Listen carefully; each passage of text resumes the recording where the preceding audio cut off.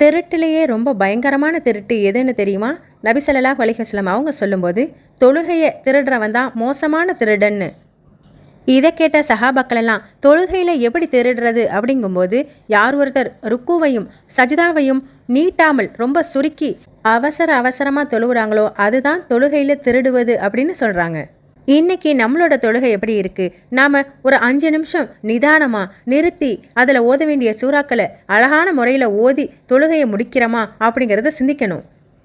கோழி கொத்துவது போல் அவசரமாக குனிஞ்சி நிமிந்துட்டு ஓடுறதுக்கு பேர் தொழுகை அல்ல.